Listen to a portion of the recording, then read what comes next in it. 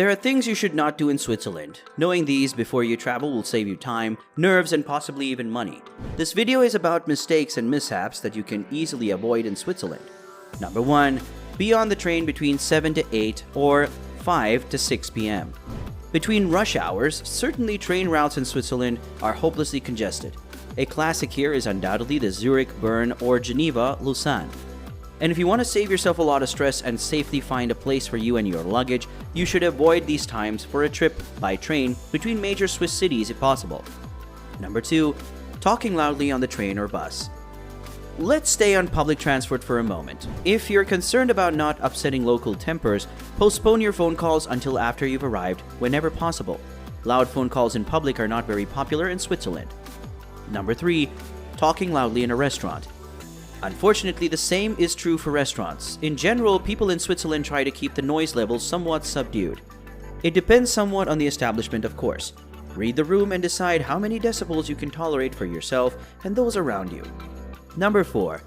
Thinking the train or bus is late or waiting for you. The punctuality of public transport in Switzerland is generally at a very high level. Depending on which transport company you look at, it fluctuates around the 90% mark. This means if you gamble on catching the train or bus by hoping for a delay, you will succeed only in 10% of all cases. Therefore, arrive on time at the station or wait for the next connection. Number 5. Explore the mountains with bad shoes. Accidents in the mountains happen again and again. Sometimes they are mild, sometimes fatal. On average, 130 people lose their lives in the Swiss mountains every year. The number of seriously and lightly injured are many times higher. With good footwear, you can significantly reduce the risk of a serious accident. Number 6. Underestimating the weather in the mountains. Unfortunately, good shoes do not protect you from quick weather changes. Thunderstorms often come up unexpectedly within a very short period of time. Visibility can suddenly tend towards 0%, and temperature drops cannot be ruled out, especially at higher altitudes. A good preparation in all respects can save you many anxious moments. Number 7. Assume that every Swiss speaks fluent German, French, and Italian. Although every Swiss person learned at least one national foreign language in school, this does not mean that it is also mastered flawlessly. Number 8. Go to the checkout in the supermarket without weighing the vegetables or fruits. In Swiss supermarkets, you usually have to weigh vegetables and fruits yourself. To do this, simply remember the corresponding number and put the vegetable or fruit on the scale. Enter the number and stick the label. In an emergency, if you forget, there is usually a scale near the checkout, so you can do it yourself. Number 9. Go shopping on Saturday. On Saturday, it feels like the whole of Switzerland has to do their weekly shopping, because there is a risk of starving on Sunday. Therefore, I advise you, if you prefer to have some peace and more space for yourself between the shelves, not necessarily to make a big purchase on Saturday. Number 10. Go shopping on Sunday. Sunday is a day of rest, except for the train stations. The stores are all closed all day. Number 11. Travel by public transport without installing the SBB app. If you travel by public transport often, I recommend installing this extremely helpful app. Whether you're looking for the next train connection from the airport to Bern, the departure time of the passenger ship from Thun to Interlaken, or the bus from Solothurn to Langendorf, the SBB app will tell you. It also provides information on ticket prices, station facilities, and the availability of saver tickets. Number 15. Assume that the whole of Switzerland is covered in snow in winter. If you come to Switzerland looking forward to meters of snow, you may be bitterly disappointed. Snowfall is not longer as certain as it was 10 to 20 years ago.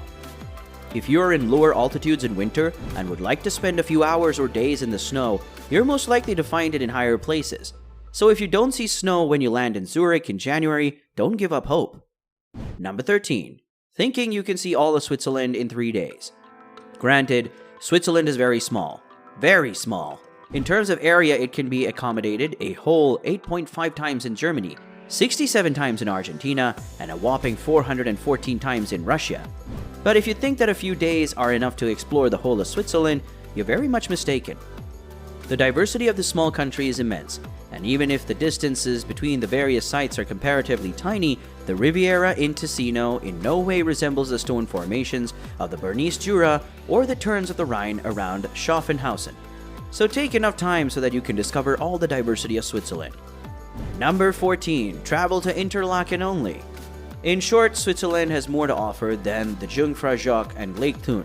Even though these places attract many visitors with their immense beauty, Switzerland has countless other attractions to offer that are less flooded with tourists. Number 15. Being unpunctual. What is true in public transport is generally true in Switzerland. Punctuality is very important, and if you have an appointment, I advise you to keep it as much as possible. You can't expect anything else in a country famous for its watch industry, can you? Number 16. Buy drinks at the station.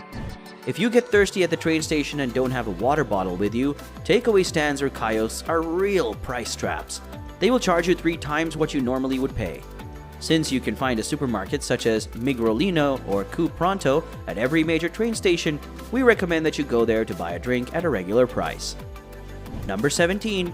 Eating too much before visiting a chocolate factory. In Switzerland, there are various chocolate factories that have set up a visitor center and that you can check out in person on site.